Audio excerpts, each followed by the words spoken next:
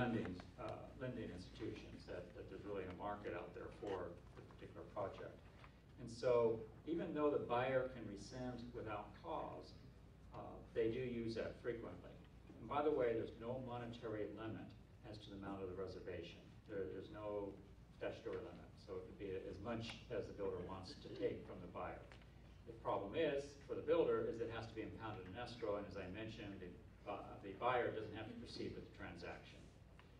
The other type of report is known as a conditional public report, and this is done on yellow paper, and it runs about 4 or 5 pages. A conditional public report allows a buyer to go into escrow in a binding contract, but not close escrow until you get the final subdivision public report. So basically you have 3 types of public report. Most developers get first the pink report to allow for the reservations. Second, they get the conditional report to go into an escrow. And last, they get a final subdivision public report. If you don't have any public report, a developer can still have a sign out saying to come, 25 condos, and have a phone number, and actually take an interest list. You can do that. However, you cannot take any funds, you cannot engage in selling, and you cannot reserve like a particular interest. But you can take an interest list with a phone number for the purpose of contacting the buyers later when they're able to make the offering. So you can have this, you'll see that quite a bit on new projects saying to come, condominiums, 45 condominiums starting at 300,000, and that's not a problem. But you just can't, like I said, take money or start signing people up for a particular interest. Now the process to get a public report is the builder has to fill out a questionnaire. And this questionnaire is very long and difficult. And usually, in almost all cases, they hire either individuals to help them on it, or the title company does it as part of their service because they specialize in this. And a lot of times, the attorneys have to get involved because some of the documents can get rather complex. Along with that questionnaire, which runs about 50, 60 pages, you also have, the builder has to send a lot of supporting documents along with that questionnaire to answer a lot of the questions. And this whole process can take maybe roughly 3, 4, 5 months. So most builders have learned to plan way ahead. Just like any other bureaucracy, the Department of Real Estate isn't sometimes not the fastest. Now, what we do, what the Department of Real Estate actually does, is we actually review the documents that will be given to the buyer. We check the purchase agreements to make sure they're fair. We check the sample deeds that are going to be used for the buyers. We check that there's arrangements made to build all the infrastructure, that is utilities are in place, off-sites, the roads. So we're the ones that ensure all that. Sometimes the bonds have to be posted. We also make certain that there won't be any mechanic liens that will affect the home buyer, and so we make arrangements that that won't happen. We also make certain that the common areas, if any, are completed before the buyer closes escrow. We also set up the homeowners association, or make certain that the homeowners association will be set up properly.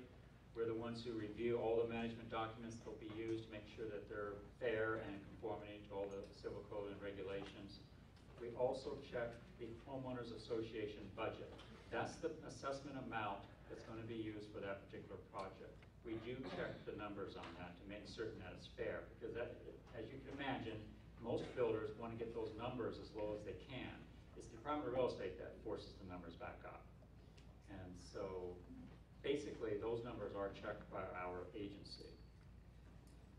Now I was just going to talk a little bit about what's happening out there in the industry, the litigation aspects. As you know, in this downturn, there's been a lot more litigation. And just some of the common problems that is appearing in that litigation. Usually, the litigation involves homeowner association projects. These are the condominiums. That's the most frequent area for litigation. One of the major disputes that goes to court and mediation, arbitration, is architectural design disputes. That's where the board of director, the architectural control committee wants to prohibit something that against the owner, and the owner disagrees and wants to litigate.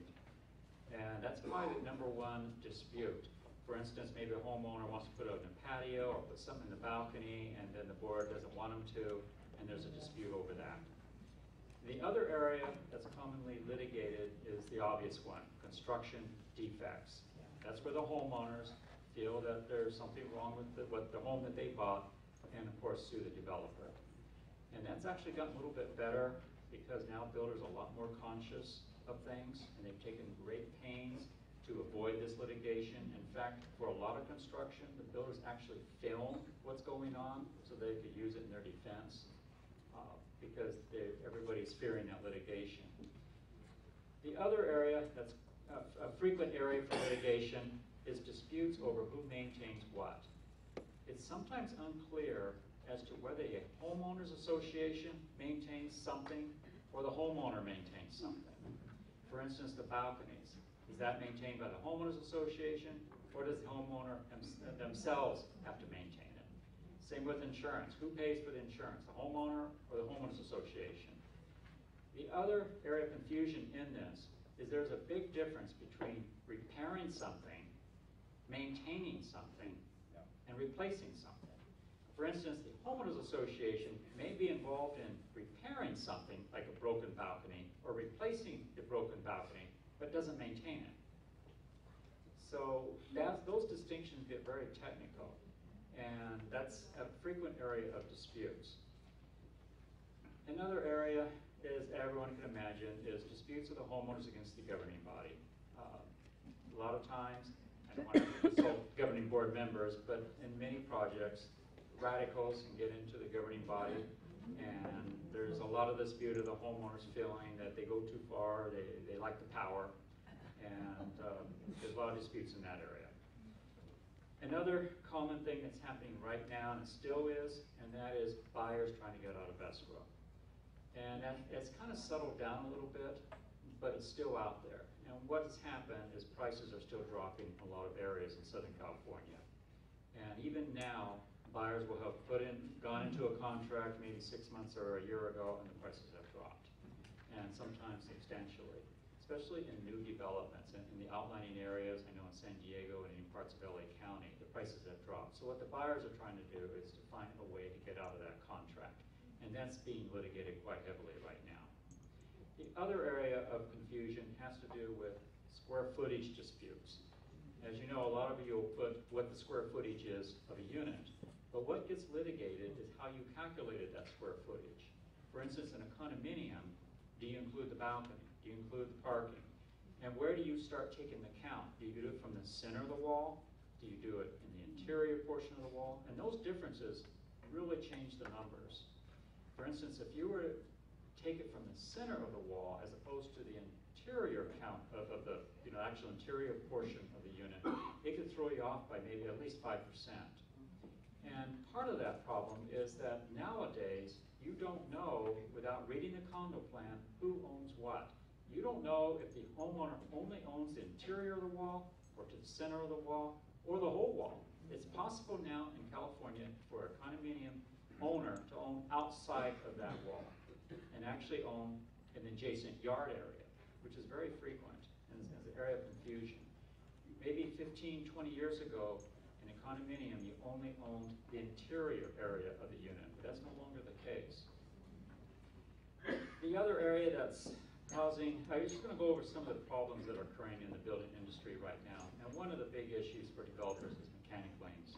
And as you can imagine, a lot of the developers cannot pay their bills, and a lot of these projects are being hit quite heavily with mechanic liens.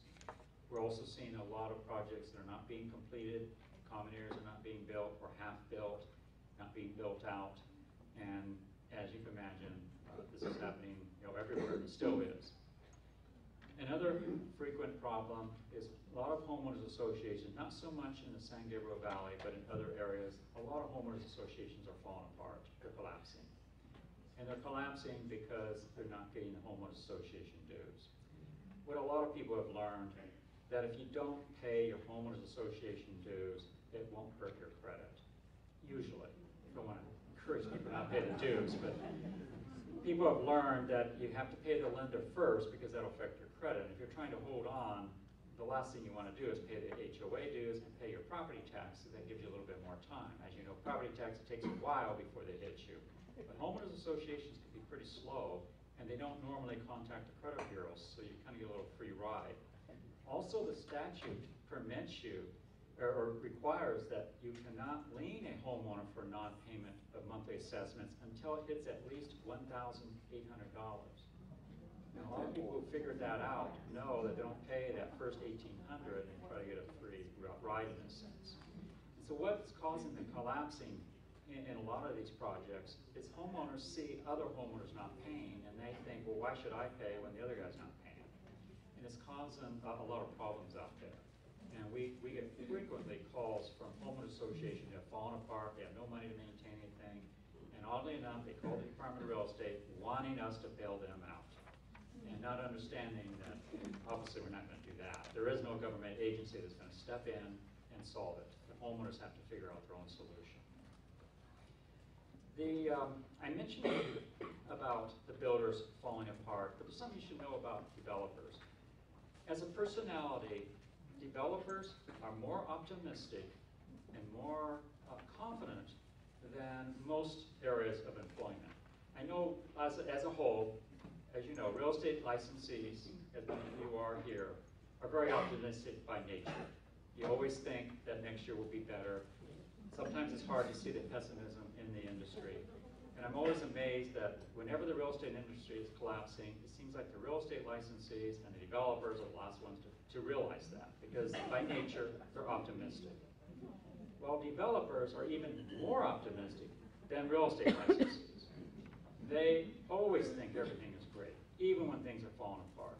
And they love to get out there and build. And for a lot of developers, it's not the money. They love the deal. They love creating something. There's a lot of wealthy, very wealthy developers in California, such as David Murdoch, the Nathan Chappells, the Donald Brands, the Ralph Lewis. These are billionaires. They still work 6 days a week. They're in their 80s or 90s, 70s, and they still love to get going and start building. And even if they risk themselves, like Ray Watt would be a good example of that, a very wealthy individual. Even when the market's collapsing, he went out and did more building because they love it so much. They love the deal making. It's not necessarily the money. It's a different type of motivation. Speaking of that, I want to talk, since I work for the government, I want to say something that government workers never say to you, and just to explain something. And that is, I want to talk about the personality of the government workers. This isn't just the Department of Real Estate. This is the federal level. This is cities and counties. And I know you hear comments about the government workers from non-government people, but I am a government employee, and I do understand. First of all, government workers, not all of them are just sitting around doing nothing. Are actually very busy. Especially now, a lot of them are overworked. And I recognize that there's others that don't do anything, but the vast majority really are working hard. But by personality, most government workers are different than most of you in this room. They're not optimistic. They're not that, they're more conservative in their thinking. They're more fearful of things. And they're most important of all, they're more risk adverse. And a lot of that is because of the nature of their jobs, but because of the type of person who goes into government. Obviously, if you're more of that conservative type, the real estate industry, as what you're all doing, isn't the right place. But if you're more wanting that conservative environment, you wanting that security of the job, et cetera, the consistency, you go into government. But then that's reflected in the personality. So I just want to say some things of how to deal with government employees. One is that if you're going to call, kind of watch when you call. If you call between, now this is all government agencies, almost always. If you call between about 10 in the morning to about 2 or 3 in the afternoon, you're competing with everyone else calling. If you call later in the day or earlier in the morning, you're more apt to get through. The other thing is the use of emails. There's a plus and a minus to that. If you send an email, you're apt to reach the person you're trying to reach, and they're going to respond. However, there is a negative to that. They're going to be more conservative. Everybody knows that once you put in an email, you're locked in. And I know I do it, and all the government workers do it. We're very conservative when it comes